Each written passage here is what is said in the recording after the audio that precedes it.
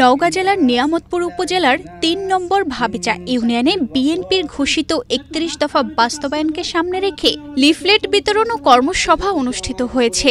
ভাবিচা ইউনিয়নের বিভিন্ন ওয়ার্ডে অনুষ্ঠিত এই কর্মসভায় সভাপতিত্ব করেন মোহাম্মদ তৈবুর রহমান এবং সঞ্চালনা করেন মোহাম্মদ আলম হোসেন।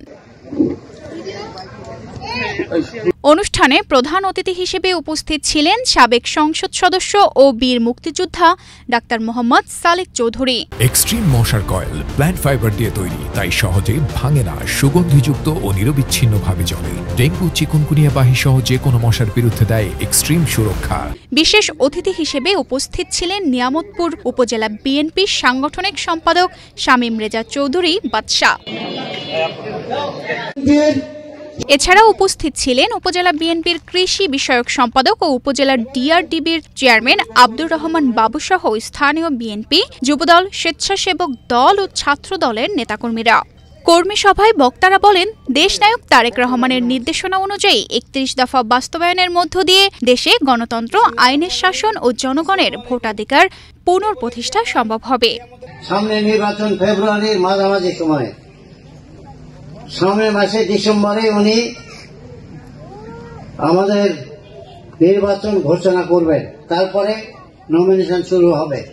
বিভিন্ন দল থেকে কে প্রার্থী হবে তার যাচাই বাছাই শুরু হয়ে গেছে এবং আমাদের দলের প্রায় শেষও হয়ে গেছে। আমাদের দলের কয়েকদিন আগে যাচাই বাছাই হয়েছে এবং শেষ হয়ে গেছে। সেটা আপনারা ২-৪ দিনের মধ্যে পেপারে পাবেন। এই একটা কথা বলতে চাই, এই বাংলাদেশটাকে আমি স্বাধীন করছিলাম ৪৭ সালে। ভারত ভেঙে পাকিস্তান আর ইন্ডিয়া হয়েছিল, তাই না? যদি এটা পাকিস্তান না হতো তাহলে পশ্চিম বাংলার মতো ওদের সঙ্গে থেকে যেত।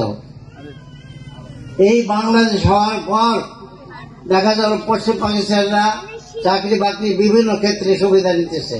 এই জন্য বাংলাদেশের প্রত্যেকটা বাংলাদেশি যারা শিক্ষিত তাদের মধ্যে একটা অসন্তোষ ছিল এবং শেখ মুজিব অন্য অনেক ভালো নেতারা শেখ মুজিব এই সুযোগটা নিছে।